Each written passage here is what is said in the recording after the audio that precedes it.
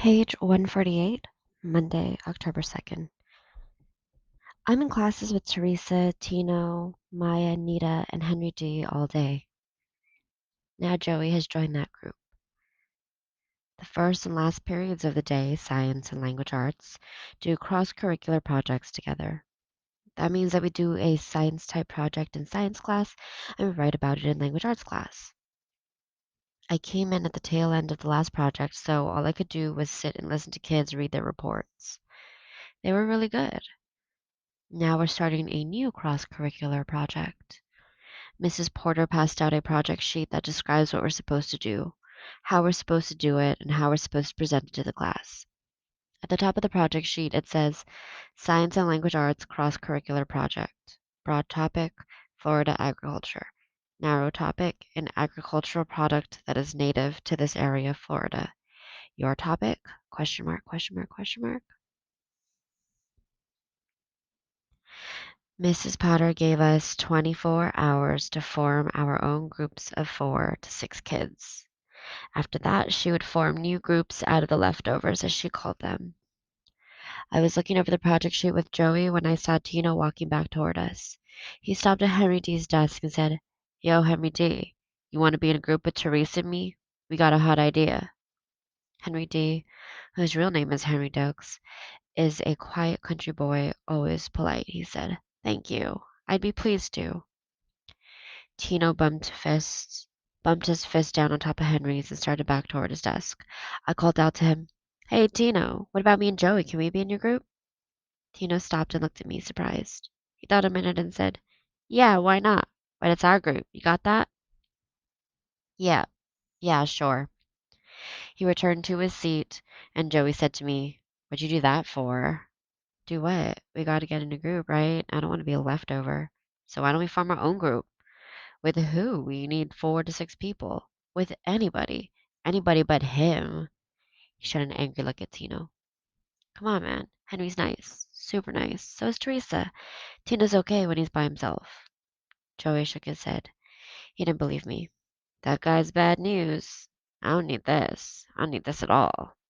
Hey, this is a soccer practice. It's science class. You're an ace in science, right? Joey glared at me. What are you saying? That I stink at soccer?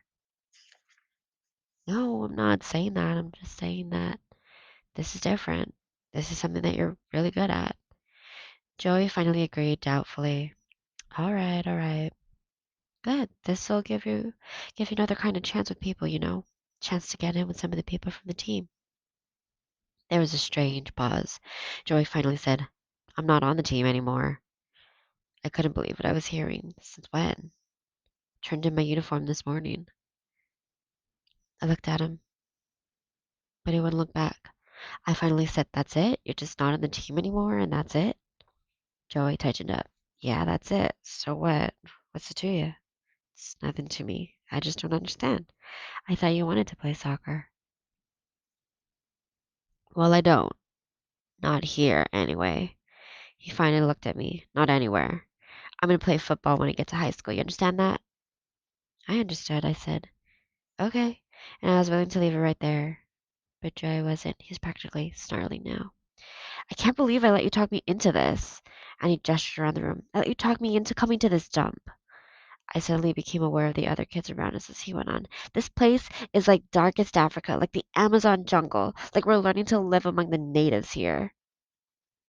I took in the ugliness of Joey's words, and I saw for the first time how different he was from me. Different parents, different friends, different brother. The speaker came on and the gong sounded. I had to say something, so I muttered, Sorry you feel like that. And I headed out without him into the crowded hallway.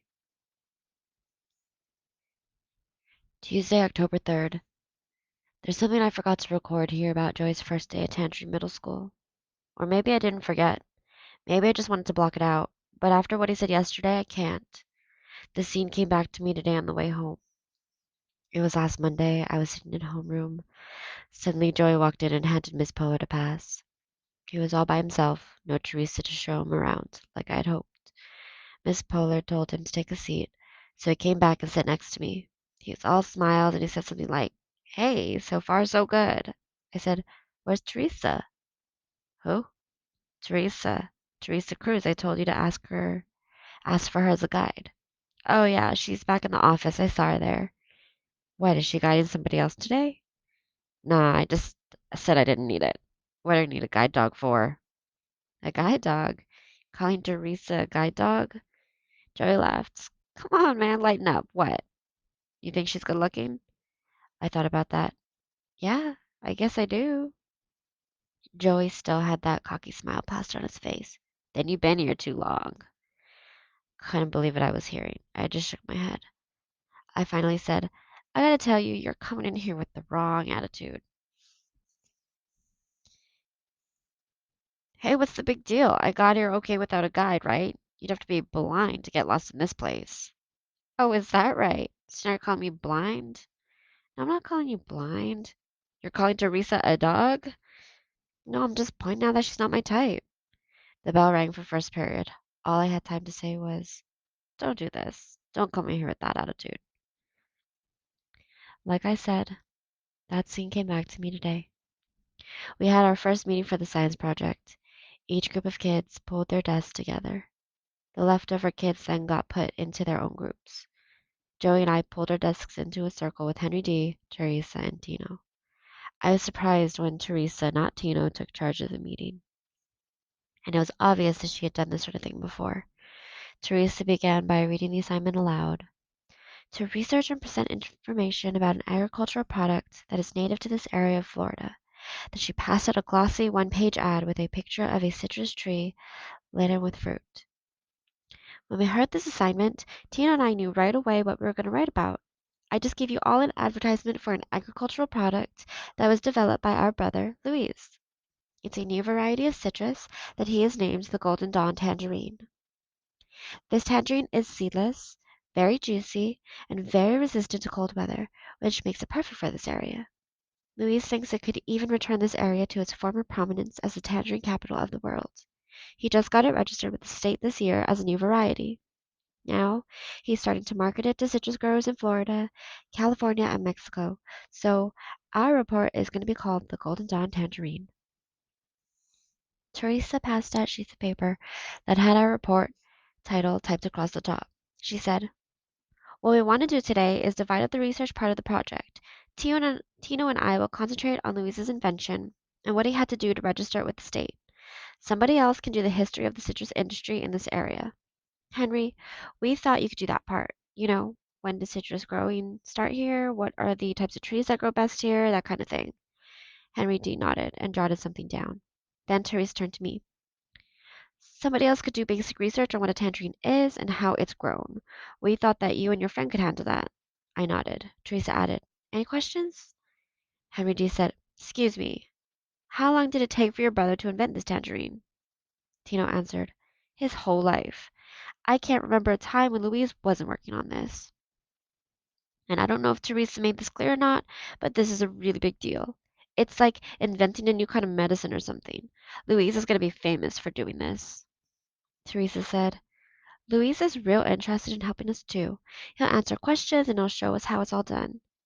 We figure we'll get all this research in, then we'll have an organizational meeting, probably with Louise. Then each group can write a section of the report and give it to me, and I'll type it all up. Joy interrupted her. Just put it all on a disk and give it to me. I'll run it off on the laserjet at home. Teresa looked away. She seemed flustered. She said, we don't have a computer. We use a typewriter. Tino snapped at him. You got a problem with that, Tuna? Joey stared him down. No, I don't have a problem with that. I guess I got a problem with you. Yeah? You're gonna have a big problem with me. Bigger than you know, chump. I felt I had to head this off, so I said, come on, you guys, forget this. Shut up. Tino snarled, his eyes still locked on Joey's. Joey, I said, it's Tino's group, right? We agreed to that when we joined. Joey stood up and moved his desk back. He looked at me with disgust. You agreed to that. You'd agreed to anything. Not me. I'm joining another group. He started to drag his desk away, but then he stopped and looked at Tino, adding sarcastically, not that your brother and his new type of banana aren't fascinating. Tino jumped up and lunged at him, but Joy was too fast. He leaned back and Tino flew past him, landing on the desk of the next group. Mrs. Potter was there before he could recover. She got a grip on Tino's arm and hustled him out into the hallway. Joey turned on me. This is how you get by here, right? Kiss up to these guys? Scared about these guys? What are you talking about? I'm not scared. You're a gutless wonder, Fisher. You're afraid of girls. You're afraid of your own brother. Now you're afraid of these lowlifes. They treat you like a dog and you take it. Take it, you like it. You think they're your friends. Everyone's eyes were on Joey. He was red-faced and angry. Let me tell you something. You're bigger than this little punk. You know that? And I'm bigger than you. If he ever messes with me again, I don't care where it is, I'm going to punch him out. Mrs. Potter stepped back into the classroom and signaled for Joey to join her in the hall. He walked out, and everybody's eyes turned to me. I had no clue what to do. I just stood there. Finally, Teresa broke the tension. So you joined another group or what? I answered immediately. No, I want to stay here. Teresa spoke to the class. Then let's all sit down. I spent the rest of the period staring at a blank piece of paper, trying to sort out what had happened. Joey came back at the end of the period and sat down with the leftover group behind me. Tina didn't come back at all. The word of practice was that he had been suspended for 3 days.